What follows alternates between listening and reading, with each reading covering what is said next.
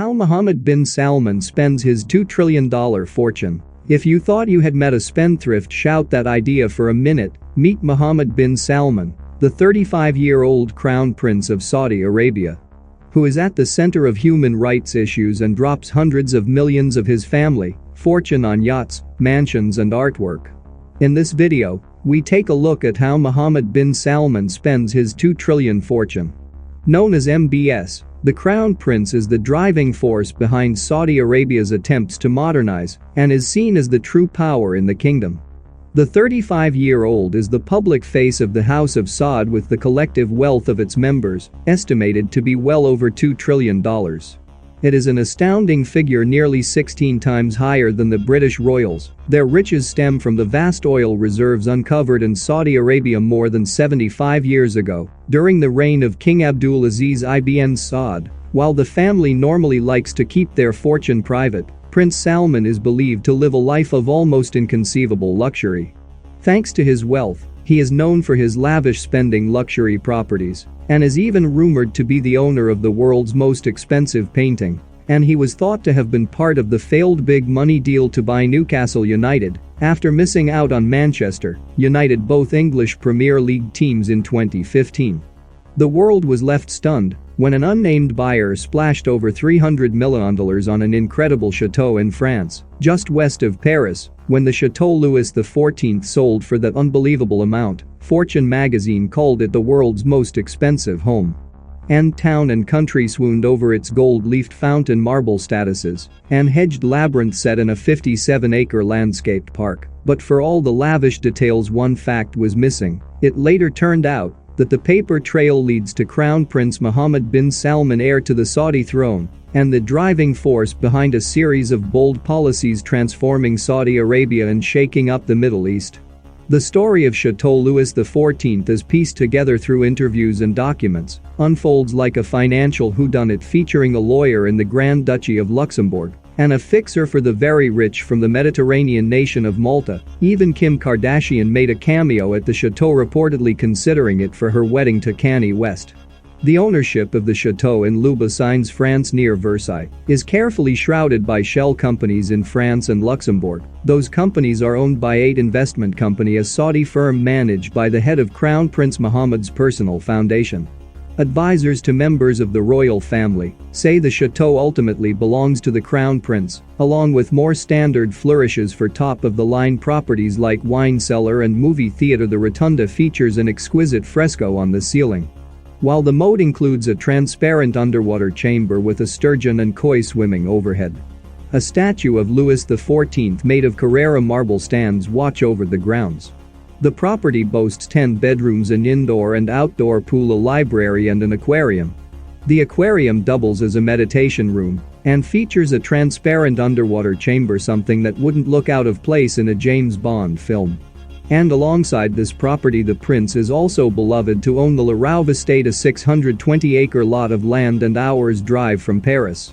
The Crown Prince has become a controversial global political figure, particularly in the fall of 2018, when he faced a global outcry over the death of journalist Jamal Khashoggi, who the CIA later concluded was assassinated on the prince's orders. That aside, Salman has proved to be the creme de la creme of luxury spending. The royal reportedly handed over nearly $500 million to Russian-backed tycoon Yuri Sheffiler for a super yacht in 2015. The Serene is one of the largest boats in the world, with an overall length of 439 feet and a beam that is 60 feet wide. Featuring a saltwater swimming pool, a super-sized hot tub, a sauna in front of the sea, and a fully operational helipad. Serene became known in the yachting world as one of the most inspiring super yachts ever completed. At the time of her delivery, Serene was the 9th largest yacht in the world, barely topping the Emir of Qatar's 133-meter Al Makwab, and outdone by David Geffen's 138-meter Lursen Rising Sun. For the state-controlled Italian shipyard, Fincantieri Serene was, however, the first yacht the company ever built, having primarily focused on commercial ships before. Currently the 15th largest yacht, Serene turns heads anywhere she goes, not only due to her giant-like size, but also her exterior lines drawn by a Spino Eno and series of innovations in the interior. Stretching over a beam of 18.5 meters, Serene is 6 decks tall and boasts a myriad of amenities that few five-star hotels have. One of her most noticeable features from her outside is her super-sized bathtub located aft of the sundeck. One of the 7 pools on board Serene, the jacuzzi on the top deck, is surrounded by a lounging pad for sunbathing. Forward of the hot tub is a fully stoked wet bar underneath the yacht's observational deck that features an additional set of sun loungers. Continuing with his splurge, the prince reportedly bought the most expensive painting ever. News that Saudi Arabia's crown prince bought the $450 million Leonardo da Vinci painting came as a shock to the Western world, but to those who have followed him it was just one in a series of his jaw-dropping purchases. Prince Mohammed was the mystery buyer of Leonardo da Vinci's Sabater Mundi, which was auctioned off at Christie's in 2017 for close to $500 million. The highest price ever paid for a work of art. Normally news of a wealthy and powerful member of Saudi Arabia's royal family buying a piece of art would not raise any interest, but the timing of this purchase was notable. It came just 2 weeks after Crown Prince Mohammed launched an anti-corruption campaign, rounding up more than 200 Saudi businessmen, ministers and princes. Most are being detained at a luxury hotel in the capital, Riyadh. And if all that wasn't enough, the prince is building a $500 billion megacity on a huge 10,200 square mile site along the Red Sea. Named Niam, the development will be 17 times the size of London and will be run on 100% renewable energy. It will become a cross-border city-state with its own economic zone and more relaxed laws than the rest of Saudi Arabia. Salman hopes his city will be able to surpass Silicon Valley in terms of technology and overtake Hollywood as the world's entertainment capital. Sci-fi-esque ideas are built into the plans, including flying taxis, cloud seeding to make it rain, and a giant artificial moon to light up neon at night. Homes will have robot maids and scientists will work in the city to develop genetic modifications to enhance humans. Beaches will glow in the dark sand, and it is hoped a Jurassic Park-style robot dinosaur theme park will be open.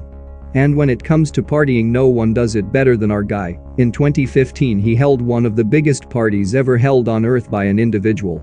Some 150 beautiful women flown in from Brazil, Russia and elsewhere were ferried to a private island in the Maldives to party with just a few dozen men from the Middle East. The venue was Valet, a private island in the Maldives designed to be one of the world's most luxurious and expensive destinations. The island contains some 4 dozen private villas, many built on stilts overlooking the blue waters of the Indian Ocean.